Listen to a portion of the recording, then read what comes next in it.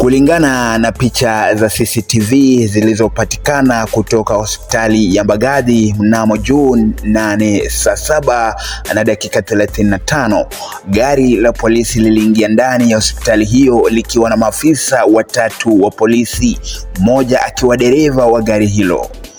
Baada ya kufika, maafisa wawili walitoka kwenye gari na kuonekana wakijadiliana kwa muda mfupi kabla ya kuelekea ndani ya hospitali. Dereva alionekana akiwafuata kwa nyuma. Hata hivyo, kabla ya kufika katika chumba cha dharura, mmoja wa maafisa hao alipokea simu na akarejea nje huku akifuatiwa na wenzake wawili. Kwa muda wa dakika takribani dakika 3, afisa huyo alionekana akizungumza kwenye simu karibu na gari la polisi. Wakati huu wote, marehemu Ojwang alikuwa amelala nyuma ya gari hilo la polisi bila uangalizi wowote kutoka kwa maafisa waliokuwa naye. Mnamo saa 7 na dakika 44 asubuhi, maafisa wawili walirejea ndani ya hospitali wakiwa wanatafuta wauguzi. Dakika 6 baadaye walionekana wakiondoka na machela ama kipenda stretcher kuelekea kwenye gari. Hata hivyo, ilichukua dakika 10 kumtoa Ojwang kutoka kwenye gari hadi ndani ya hospitali kwa msaada wa mlinzi wa usalama wa hospitali hiyo.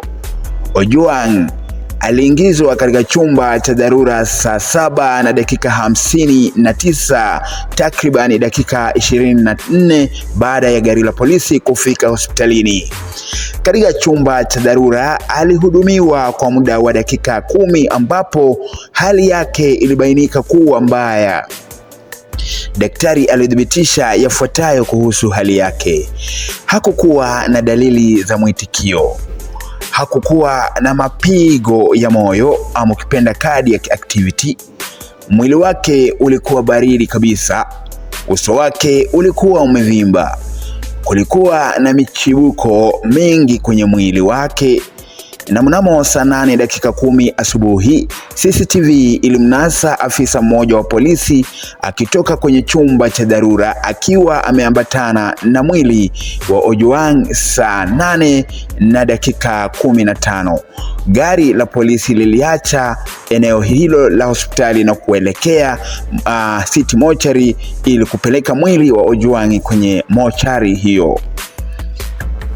Tukio hili limeibua maswali mengi miongoni mwa Wakenya.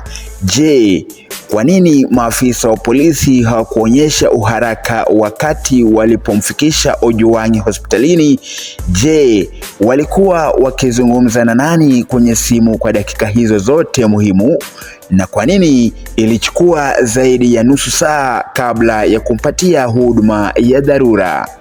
Kwa upande wake, Bwana Samson Talamu ambaye ni mkuu wa kituo cha polisi cha Central alidai kuwa hakuwepo kazini wakati wa Ojwang alipofikishwa na kuandikishwa kituoni. Alieleza kuwa alikuwa amehamisha majukumu yake kwa naibu wake. Hadi sasa jamii inasubiri majibu kutoka kwa mamlaka husika, huku ikizidi kutaka uchunguzi huru na wa kina kufanyika kuhusu tukio hili linalozua hisia kali na maswali ya haki, utu na wajibu wa maafisa wa usalama kwa wananchi. Ni mwisho wa habari hizi kwa sasa, ila usiende mbali, manake tunazidi kufuatilia habari hizi na iwapo tutapata geni tutakuwa tunakujuza. Thank you for choosing Kenado Media as your primary news platform. Kwa kuendelea kutazama video zetu, tunatutia moyo kufanya utafiti na kuandalia taarifa kutoka kote duniani. Cha kufanya wewe ni kusubscribe, kucomment, kulike na kushare kwa watu wengi zaidi. Kenado Media, home of trends.